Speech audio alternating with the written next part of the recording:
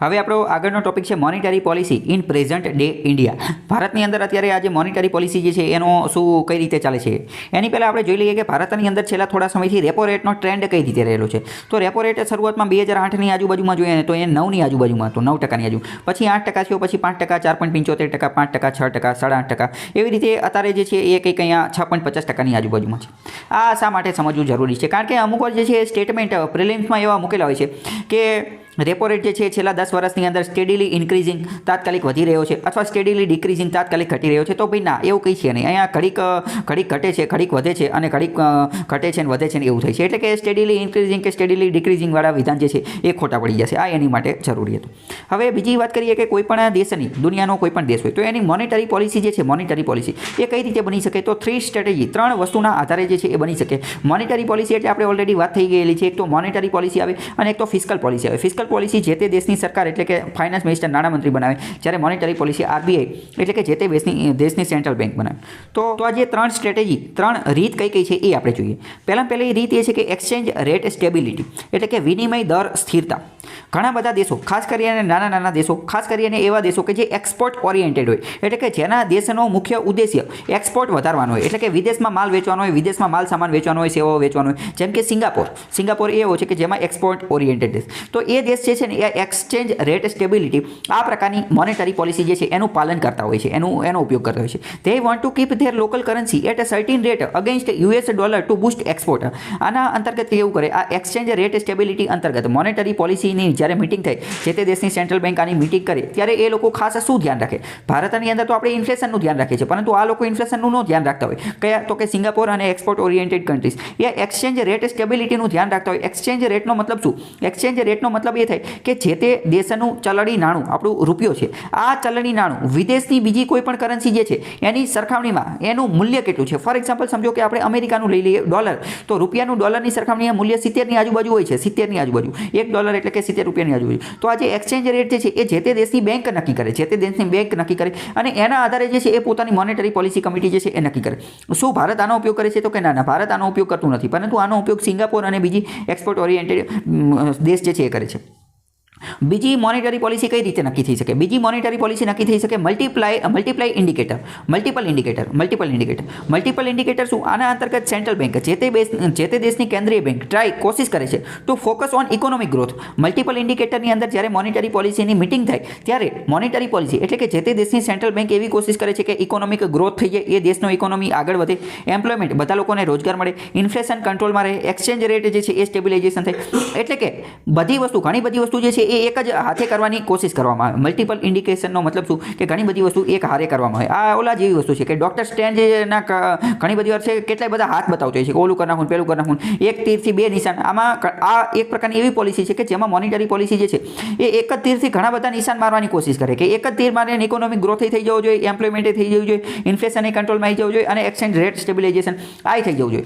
ભારતની RBI જે છે એ પણ આનો જ ઉપયોગ કરતી હતી. 2016 સુધી ભારત આનો જ ઉપયોગ કરતા હતા, પરંતુ પછી 2016ની અંદર ભારતની અંદર રઘુરામ રંજન કમિટી અને ઉર્જિત પટેલ કમિટી અને બીજી અમુક કમિટી જે છે એ બધી કમિટીની રચના થઈ અને એ કમિટીએ એવું સજેસ્ટ કર્યું, એવું ભલામણ કર્યું કે ભાઈ આ મલ્ટિપલ ઇન્ડિકેટર જે છે બંધ કરો. મલ્ટિપલ ઇન્ડિકેટર એટલે કે એક તીરથી આ ઘણા બધા નિશાન તમે મારવાની કોશિશ કરો છો ને એ ખુદ જ લોચાવાળું છે. કારણ કે એક તીરથી તમે આટલા બધા નિશાન મારો છો કે ઇકોનોમિક ગ્રોથને, એમ્પ્લોયમેન્ટને, ઇન્ફ્લેશનને, એક્સચેન્જ રેટને, તો આ બધામાં થાય છે શું? આ બધામાં થાય છે કે એ કંઈ પૂરું થતું નથી, એક પણ વસ્તુ જે છે એ કંટ્રોલમાં રહી શકતી નથી, બધાની અંદર લોચા વાગી જાય છે. એટલે પછી નવી વસ્તુ કઈ? તો કે ઇન્ફ્લેશન ટાર્ગેટિંગ અથવા પ્રાઇસ સ્ટેબિલિટી. અને પછી ભારતની મોનેટરી પોલિસીએ નક્કી કર્યું કે આપણે હવે એક જ વસ્તુ ટાર્ગેટ કરવાની, કઈ? તો કે ઇન્ફ્લેશન, ફુગાવો જે છે એને ટાર્ગેટ કરવાનો, બીજું કંઈ ટાર્ગેટ કરવાનું નહીં, આપણે ખાલી ઇન્ફ્લેશનને ટાર્ગેટ કરશું. અને એવું નક્કી કર્યું કે સેન્ટ્રલ બેંક જે છે માત્ર અને માત્ર ઇન્ફ્લેશન ટાર્ગેટ કરશે અને ઇન્ફ્લેશન ટાર્ગેટ કરશે એના માધ્યમથી ઓટોમેટિક તે પ્રાઇસ સ્ટેબલ થઈ જશે અને એના માટે એની ઉપરથી ઓટોમેટિક એમ્પ્લોયમેન્ટને,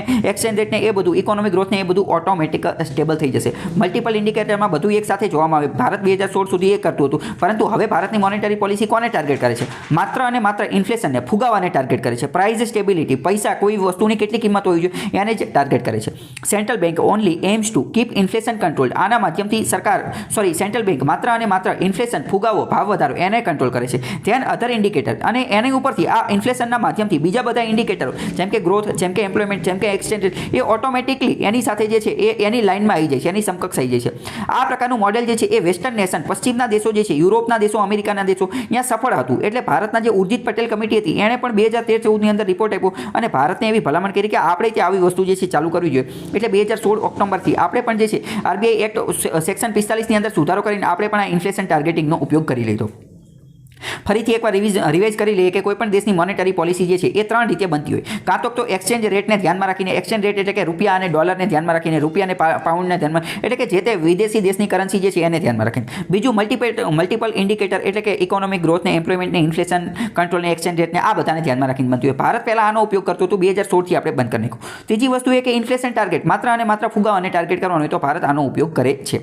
હવે આપણે થોડું જોઈએ કે monetary policy making under RBI act since 2016 પછી આપણે જોયું કે 2016ની પછી ફેરફાર કરવામાં આવ્યો અને હવે મોનેટરી પોલિસી કમિટી માત્ર અને માત્ર ઇન્ફ્લેશન ફુગાવો એને ટાર્ગેટ કરે છે. હવે મલ્ટિપલ ઇન્ડિકેટર ટાર્ગેટ કરતા નથી. મોનેટરી પોલિસી કમિટીની અંદર ટોટલ 6 સભ્યો હોય છે. એમાંથી 3 સભ્ય આરબીઆઈ તરફથી હોય છે, જ્યારે 3 સભ્ય જે છે એ સરકાર તરફથી હોય છે. અહીંયા તમે 6 સભ્ય જે છે એ જોઈ શકો છો, બરાબર. આ જે શક્તિકાંત દાસ એ આરબીઆઈના ગવર્નર છે, જે આરબીઆઈ તરફથી છે. આરબીઆઈના 3 સભ્ય, સરકારના 3 સભ્ય. અહીંયા થોડું સમજીએ. અને બીજી વાત કરીએ કે આ જે મોનેટરી પોલિસી કમિટી જે છે એ સ્ટેચ્યુટરી બોડી છે. કેવી સ્ટેચ્યુટરી બોડી? ઇટ મીન્સ કે વૈધાનિક સંસ્થા છે. વૈધાનિક સંસ્થા કાયદા દ્વારા સ્થાપિત કરેલી સંસ્થા છે. હું તમને આવું કેમ કહું છું? કારણ કે વિધાનવાળા વાક્યમાં ડાયરેક્ટ કહી દેશે કે મોનેટરી પોલિસી જે છે ઇઝ અ સ્ટેચ્યુટરી બોડી, તો વિધાન સાચું પડી જશે.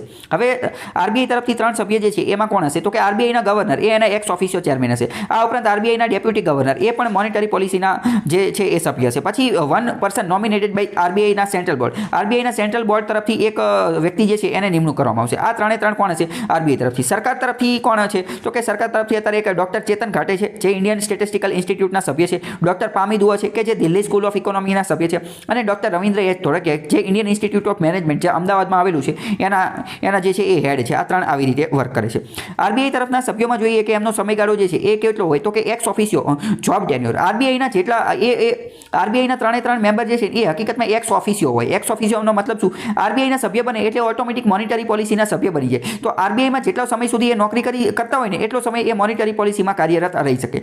જ્યારે ગવર્મેન્ટ તરફના જે સભ્યો હોય ને એનો સમયગાળો 4 વર્ષનો હોય. આરબીઆઈ તરફના હોય એનો કોઈ સમયગાળો ફિક્સ ન હોય. એ તો જેટલી નોકરી કરે 50 વર્ષ 60 વર્ષ જેટલી નોકરી કરે એટલો એનો સમયગાળો હોય. જ્યારે આ સરકાર તરફથી એનો 4 વર્ષનો જ સમય અને એની રીઅપોઇન્ટમેન્ટ થઈ શકતી નથી, પુનઃ નિમણૂક થઈ શકતી નથી. તો આ વિધાનવાળા વાક્યમાં તમને પૂછાઈ જશે. આરબીઆઈ આ બાજુ જોઈએ તો RBI and governor and deputy governor selected by financial sector regulation appointment search committee is headed by cabinet secretary. આપણે જોઈએ કે આરબીઆઈના ગવર્નર અને ડેપ્યુટી ગવર્નર એની નિમણૂક કોણ કરે છે? તો એની નિમણૂક જે છે એ FSRASC એ કરે છે. આ એક પ્રકારની કમિટી છે. કઈ કમિટી છે? તો કે financial sector regulatory appointment search committee એના દ્વારા નિમણૂક કરવામાં છે. અને આના હેડ હોય છે એક આઈએસ ઓફિસર કે જે કેબિનેટ સેક્રેટરી, કેબિનેટ સચિવ લેવલના વ્યક્તિ હોય છે.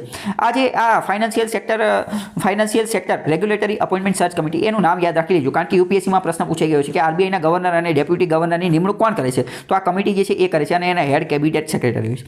જ્યારે સરકાર તરફના લોકોની નિમણૂક કોણ કરે છે? તો એની સર્ચ કમ સિલેક્શન કમિટી કરે છે કે જેના હેડ પણ કેબિનેટ સેક્રેટરી એટલે કે આઈએએસ હોય છે.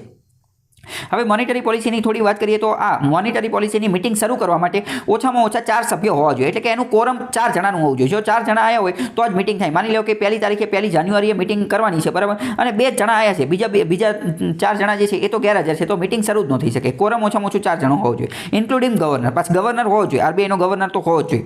એની વગર મિટિંગ ન ચાલુ થાય, કારણ કે એ તો એને હેડ હોય છે.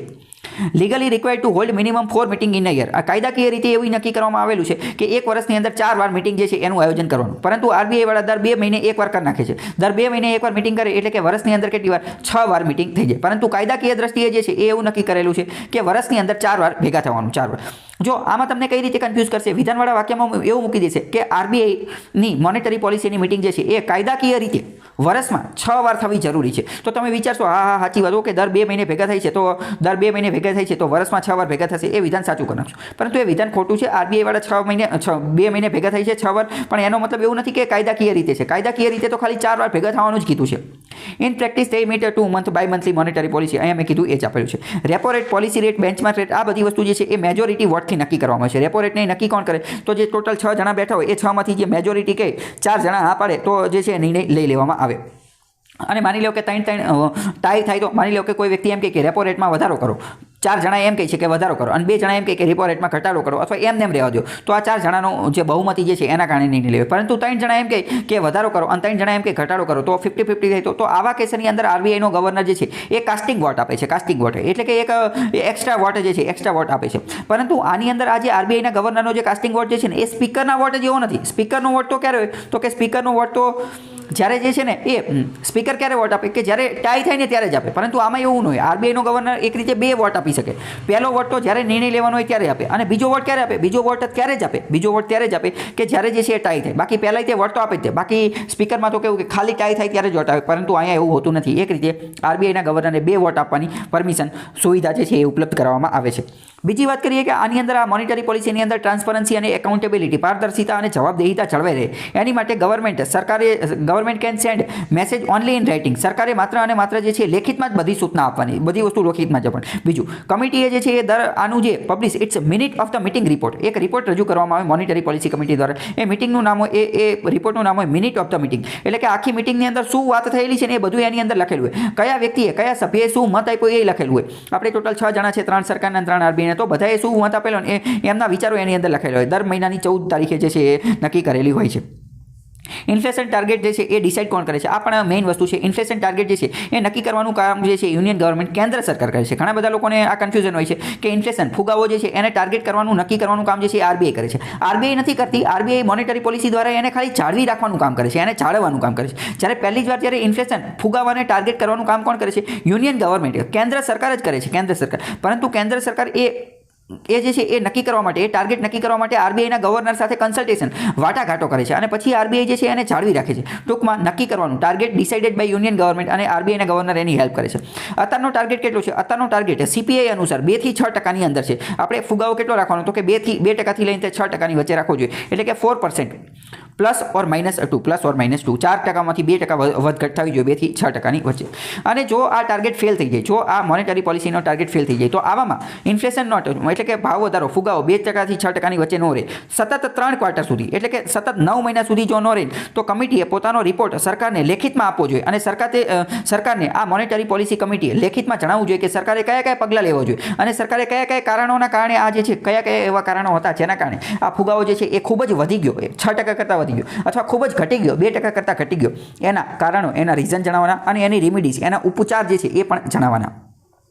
આના આધારે આપણે જોઈએ તો યુપીએસસીમાં પ્રશ્ન પૂછાઈ ગયો છે કે with reference to the inflation India, ભારતની અંદર ફુગાવાને ધ્યાનમાં લઈ અને સાચું વિધાન જે છે કહેવાનું છે. તમે જાતે જે છે એ કહેવાની કોશિશ કરજો. બીજી વાત કરીએ કે એમપીસીની બાબતે નીચે વિધાન આપેલું છે કે it ડિસાઇડ્સ RBI benchmark interest rate, તો બરાબર સાચી વાત છે, આરબીઆઈનો બેન્ચમાર્ક ઇન્ટરેસ્ટ રેટ નક્કી કરે. બીજું એવું કહે છે કે it is a 12 member body, તો આ જ વિધાન ખોટું છે. આ મોનેટરી પોલિસી એ 12 સભ્યોની બોડી નથી, 6 સભ્યોની બોડી છે. બીજું એવું કહે છે કે including governor of RBI and its, આ વાત ખોટી છે કારણ કે 6 સભ્ય છે. ત્રીજું, it functions under the chairmanship of the union finance minister, આ વાત પણ ખોટી છે કારણ કે મોનેટરી પોલિસી જે છે એ આરબીઆઈના ગવર્નર અંતર્ગત કામ કરે છે. આ ફાઇનાન્સ મિનિસ્ટર આવે નહીં. તો આમાં માત્ર અને માત્ર ઓનલી 1 આન્સર આવશે. બરાબર. હવે આપણે થોડું જોઈએ કે limitation of the monetary policy in India. ભારતની અંદર આ જે મોનેટરી પોલિસી જે છે એની અમુક પ્રકારની લિમિટેશન, અમુક પ્રકારની મર્યાદા છે. કારણ કે આ મોનેટરી પોલિસી જે છે એ કંઈ રામબાણ ઇલાજ નથી. એટલે કે એવું નથી કે મોનેટરી પોલિસી અંતર્ગત ઇન્ફ્લેશનનો ટાર્ગેટ નક્કી કરી નાખ્યો તો પછી એ અચીવ થઈ જ જશે. અમુક વાર અચીવ નહીં થઈ શકે કારણ કે આરબીઆઈની મોનેટરી પોલિસી એ કંઈ ભગવાન નથી. એની પણ અમુક પ્રકારની લિમિટેશન છે. કઈ લિમિટેશન છે એ થોડી જોઈએ. પહેલું, ઇવન તો the monetary policy is updated, દર 2 મહિને એને અપડેટ કરવામાં આવે છે. Its efficiency in controlling inflation or boosting growth is restricted by following factors. નીચેના કારણોના કારણે એની મર્યાદા છે. કયા કારણો છે? પહેલું, વેસ્ટર્ન કન્ટ્રીઝ હાઉસ હોલ્ડ, પશ્ચિમના દેશોના જે પરિવારવાળો જે છે, કુટુંબજનો, એની અંદર શું હોય કે કન્ઝ્યુમરિસ્ટ પ્રકારની લાઈફસ્ટાઈલ જીવતા હોય. કન્ઝ્યુમરિસ્ટ પ્રકારની લાઈફસ્ટાઈલ એટલે શું કે એ લોકો જે છે એ બહુ બધા પૈસા જે છે એ સેવ ન કરતા હોય, બેંકની અંદર પૈસા મૂકતા જ ન હોય, જેટલો પગાર આવે ને બધો ઉડાડી દેતો હોય, બધું સેવિંગનું કલ્ચર ત્યાં થોડું ઓછું જોવા મળે છે.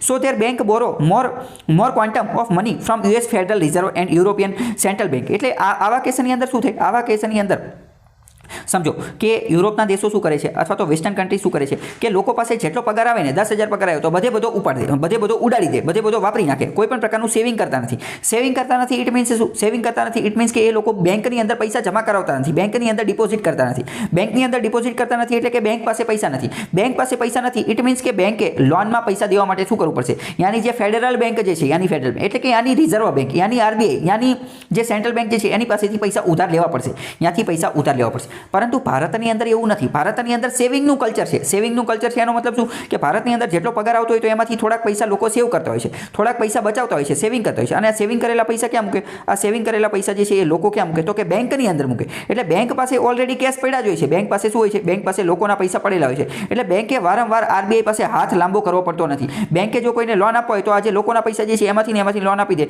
વારંવાર એને આરબીઆઈ પાસે લોન લેવા જવું પડે નહીં. ટૂંકમાં હું શું સમજાવવા માંગુ છું કે મોનેટરી પોલિસી નક્કી કોણ કરે છે? એ તો MPC એટલે કે મોનેટરી પોલિસી કમિટી, એ આરબીઆઈ દ્વારા નક્કી કરવામાં આવે છે. એમાં રેપો રેટને એ બધું નક્કી કરવામાં આવે. પરંતુ રેપો રેટને એ બધું કામ ક્યારે કરે? જ્યારે બેંક જે છે એ આરબીઆઈ પાસેથી લોન લેવા જાય ત્યારે. બેંક આરબીઆઈ પાસેથી લોન લેવા જાય ત્યારે. બેંક આરબીઆઈ પાસે લોન લેવા ક્યારે જાય? જ્યારે બેંક પાસે પૈસા નથી ત્યારે. બેંક પાસે પૈસા નથી ત્યારે. પરંતુ માની લો કે બેંક પાસે પૈસા પડ્યા જ છે. બેંક પાસે કઈ રીતે પૈસા હોય? તો કે ડિપોઝિટરોએ જે બધા જમા કરાવેલ છે એ પૈસા એમને બેંક પાસે પડ્યા જ છે તો એ તાત્કાલિક જ લોન આપી દેશે. તો એને આરબીઆઈ પાસે હાથ લાંબો કરવો પડશે નહીં. ભારતની અંદર એ વ્યવસ્થિત. જ્યારે વેસ્ટર્ન કન્ટ્રીની અંદર શું છે? વેસ્ટર્ન કન્ટ્રીની અંદર તો લોકો જે છે એ જેટલો પગાર આવે બધો ઉપાડી લે છે, બધો ઉડાડી દે છે, બધો જે છે એ ઉડાડી દે છે, વાપરી નાખે છે. એટલે બેંકમાં પૈસા જમા કરાવતા નથી. એટલે યાની બેંકો પાસે પૈસા હોતા નથી. એટલે એમને વારંવાર પૈસા બોરો કરવા માટે, ઉધાર લેવા માટે યુએસ ફેડરલ બેંક પાસે જવું પડે છે. એટલે અહીંયા મોનેટરી પોલિસી કમિટી જે છે એ ખૂબ જ સારી રીતે, એફિશિયન્સી, કાર્યક્ષમ રીતે જે છે એ એનું પાલન કરી શકાય છે. ભારતમાં એની એટલું કાર્યક્ષમ રીતે કામ થતું નથી. Whereas in India repo is not major source of fund for the Indian bank. એટલે કે ભારતની અંદર ભારતીય બેંકો માટે, ભારતીય બેંકો પાસે પૈસા આવે તો એ રેપોના માધ્યમથી નથી આવતા, રેપો રેટના માધ્યમથી નથી આવતા. રેપો રેટ એટલે શું? બેંક જે વ્યાજદરથી આરબીઆઈ પાસે પૈસા ઉધાર લે. એટલે કે બેંક પાસે આરબીઆઈ આ રેપો રેટથી આરબીઆઈ પાસે એ પૈસા નથી ઉધાર લેતા. બેંક પાસે તો આપણે સેવિંગ ને ડિપોઝિટ ને એ બધાની અંતર્ગત પણ આવી જાય છે. તો આ એક એની ખામી છે. વેસ્ટર્ન કન્ટ્રીઝની અંદર આ મોનેટરી પોલિસી એ સક્સેસ છે, જ્યારે ભારતની અંદર એટલી બધી સક્સેસ નથી. એનું મેઇન કારણ પહેલું તો આ છે. બીજું કારણ શું છે? કે before the external benchmark system Indian banks did not immediately pass on the RBI rate cuts to customer citing NPA bad loan profitability problem. ઘણી બધી વાર કેવું થાય કે આરબીઆઈ જે છે એ એણે તો રેપો રેટની અંદર ઘટાડો કરી દીધો હોય, રિવર્સ રેપો રેટની અંદર ઘટાડો કરી દીધો, પરંતુ આનો લાભ જે છે એ બેંકવાળા જે છે ને, બેંકવાળા એ કસ્ટમર સુધી પહોંચાડે નહીં. આરબીઆઈએ વ્યાજનો દર ઘટાડી દીધો હોય તોય તે બેંકવાળા જે છે એ તો વ્યાજનો દર એટલો ને એટલો રાખે. કેમ? એવું કહે કે અમારે NPA વધી ગયા છે, અમારે બેડ લોન વધી ગઈ છે, અમારે પ્રોફિટ કમાવાનો છે, આવું કંઈ અને જે છે કસ્ટમર સુધી પાસ કરતા નથી. તો આના કારણે પણ મોનેટરી પોલિસી શું થાય? તો કે એ ફેલ થઈ જાય, એ અસફળ, એ કાર્યક્ષમ રહી શકે નહીં. According to RBI's own research, આરબીઆઈના ખુદના રિસર્ચ પ્રમાણે ઇટ ટુ 6 થી 12 મહિના લાગે રેપો રેટ કટ જે છે એને બેનિફિટ કસ્ટમર સુધી પહોંચતા સુધીમાં જે છે એને ઓછામાં ઓછા કેટલા? તો કે 12 મહિના અથવા 24 મહિના જે છે લાગી જાય. એટલે કે આ મોનેટરી પોલિસી દ્વારા જે નિર્ણય લેવામાં આવે એ કંઈ તાત્કાલિક ન પહોંચી જાય. એવું ન હોય કે સવારે નિર્ણય લીધો ને બીજે દિવસ સવાર સુધીમાં તો આ ઇન્ફ્લેશન ને એ બધું કંટ્રોલમાં આવી ગયું ને ગ્રોથ ને એવું બધું થઈ ગયું. ના, એવું ન થાય. એ પહોંચતા ઓછામાં ઓછા 6 થી 12 મહિના અથવા તો 24 મહિના, એટલે કે વરસ 2 વરસ જેવું લાગી જાય.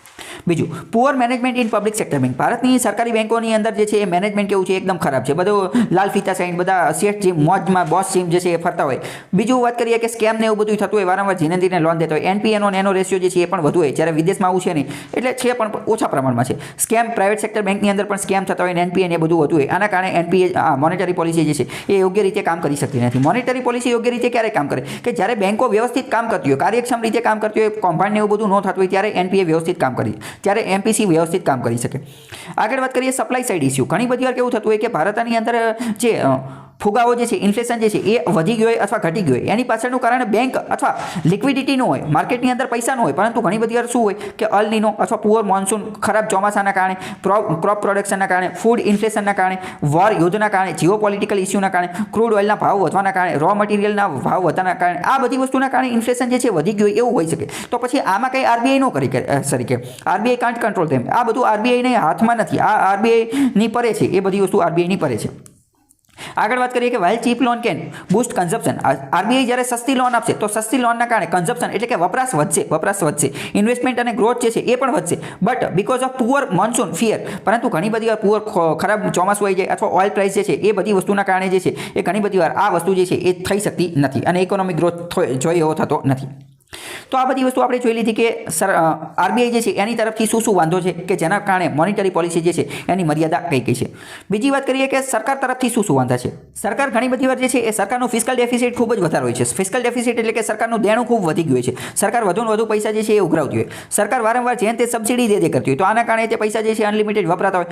સરકાર ઘણી બધી વાર પોપ્યુલિસ્ટ લોન જે છે એ માફ કરી દેતી હોય, કિસાનોની લોન માફ કરી દેતી હોય. તો આના કારણે શું થાય? આના કારણે અચાનક જ તે પૈસાની જે માર્કેટની અંદર જે પૈસાની અવેલેબિલિટી હોય ને એ વધી જાય અથવા ઘટી જાય, વધી જાય અથવા ઘટી જાય. કઈ રીતે વધે અથવા ઘટે સમજો. માની લો કે કિસાનોની લોન છે, બરાબર. કિસાન એટલે કે ખેડૂતોની લોન છે. 10 લાખ કરોડ રૂપિયાની લોન જે છે એ બેંકોએ લેવાની છે. હવે માની લો કે એટલે બેંકનો તો એવો ટાર્ગેટ હોય ને કે આ 10 લાખ કરોડ વહેલા મોડા આવશે તે, એટલે કે આ 10 લાખ કરોડ રૂપિયા જે છે ને એ માર્કેટની અંદર ગમે ત્યારે આવી જશે. ક્યારે આવશે? તો કે જ્યારે લોકો લોન ભરશે, કિસાનો જ્યારે લોન ભરશે ત્યારે આટલા પૈસાની લિક્વિડિટી, આટલા રૂપિયાની તરલતા જે છે એ આવી જશે. પરંતુ માની લો કે સરકારે એવી ઘોષણા કરી દે કે હવે આ 10 લાખ કરોડનું ઋણ કર્જ જે છે એ માફી, હવે એ ભરવાની જરૂર નથી. તો એ ભરવાની જરૂર નથી એનો મતલબ શું? એનો મતલબ એમ કે હવે તો એ 10 લાખ કરોડ રૂપિયા જે છે એ તો માર્કેટમાં જે આવવાના હતા, લિક્વિડિટી જે વધવાની હતી એ તો હવે આવશે જ નહીં. એ હવે ક્યારે આવશે જ નહીં. તો એના કારણે પછી લોચા પડી જાય. પહેલી વસ્તુ. તો આના કારણે શું થાય કે માર્કેટની અંદર જે લિક્વિડિટી, પૈસાનું પ્રમાણ જે વધવાનું હતું એ હવે વધશે નહીં, એ હવે નહીં વધે. બીજી વસ્તુ જોઈએ, માની લો કે સરકાર માર્કેટ જે છે માર્કેટની અંદર યોગ્ય માત્રામાં પૈસા છે જ, યોગ્ય માત્રામાં પૈસા છે જ. હવે જો વધારે પૈસા આવશે, હવે આની કરતાં વધારે પૈસા આવશે તો ઇન્ફ્લેશન વધશે. કારણ કે આપણે એક નિયમ શીખેલા છે, જ્યારે માર્કેટમાં પૈસા વધે તો જ ઇન્ફ્લેશન વધે. માર્કેટમાં પૈસા વધી જાય એટલે ફુગાવો વધી જાય. હવે માની લો કે સરકાર જેને તે સબસિડી દે કરે કે લેપટોપ લઈ લો તો 10% સબસિડી આપશું, 20% સબસિડી, ટ્રેક્ટર લઈ લો તો 50% સબસિડી. તો આના કારણે શું થાય કે સબસિડીના કારણે પણ પૈસા જે છે માર્કેટની અંદર વધી જશે. તો આના કારણે પણ જે છે સરકાર આવા લોચા મારી જાય તો એના કારણે પણ શું થાય કે પૈસા તરલતા, લિક્વિડિટી એ વધ અથવા ઘટ, વધઘટ જે છે એ થતી રહેતી હોય. આગળ વાત કરીએ સ્ટ્રક્ચર ઇસ્યુઝ. ઇકોનોમીની અંદર ઘણી બધી સ્ટ્રક્ચર એટલે કે માળખાગત લોચા પડી ગયા હોય. કેવા કે lack of ease of doing business, ease of doing બિઝનેસની અંદર વાંધો, ઇલેક્ટ્રિસિટી, રોડ, ઇન્ફ્રાસ્ટ્રક્ચર, પ્રોડક્શન, આ બધી વસ્તુનો પણ અસર થતી હોય. કોની ઉપર? તો કે પ્રોડક્શન ઉપર.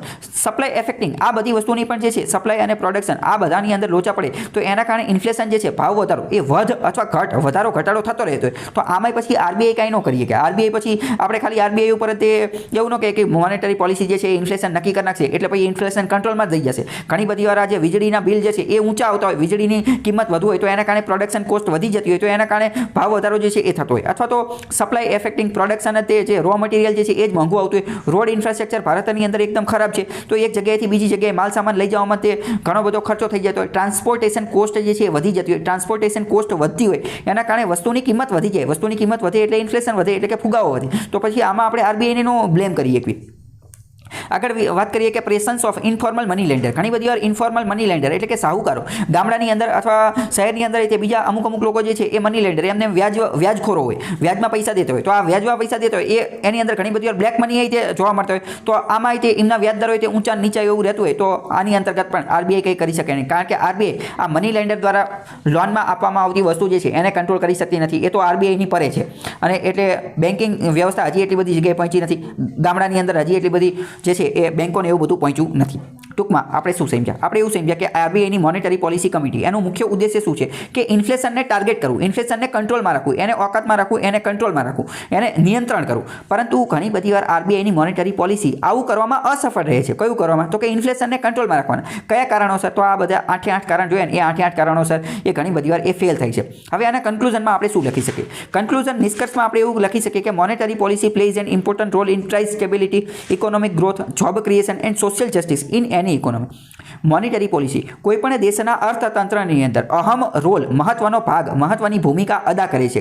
કઈ કઈ બાબતોની અંદર? તો કોઈ પણ વસ્તુની પ્રાઇસને સ્ટેબલ કરવામાં, સ્થિર રાખવામાં, ઇકોનોમિક ગ્રોથ માટે, આર્થિક વિકાસ માટે, જોબ ઓપોર્ચ્યુનિટી માટે, નવી જોબ ક્રિએટ કરવા માટે અને સામાજિક ન્યાય માટે. આ બધી વસ્તુ મોનેટરી પોલિસી જે છે એ સારી રીતે અદા કરે છે. બટ ઇટ્સ એફિશિયન્સી, પરંતુ એની કાર્યક્ષમતા જે છે એ ઘણી બધી ભારતીય ઇકોનોમીની અંદર લો જોવા મળે છે, ઓછી જોવા મળે છે. કેમ? કારણ કે ઉપરના કારણો આપણે જોઈએ એના કારણે. However both RBI and government of India have been making attempt to address it.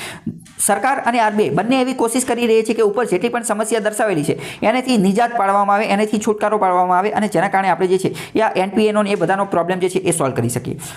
In the upcoming time, આવનારા સમયની અંદર ધીસ રિફોર્મ, આ બધા રિફોર્મ જે છે એ મદદ કરશે મોનેટરી પોલિસીને વ્યવસ્થિત રીતે ગ્રોથ, ઇકોનોમિક ગ્રોથ પ્રાપ્ત કરવામાં અને હ્યુમન ડેવલપમેન્ટને પ્રાપ્ત કરવામાં. તો આવી રીતે મેઇન્સમાં પણ તમે આ બધી વસ્તુ જે છે એનો ઉપયોગ કરી શકો છો. તો આ મોનેટરી પોલિસી વિશે જે છે એ આપણે ડિટેલમાં જે છે જોઈ લીધું છે. જેટલી પણ વસ્તુ આવે એ બધી.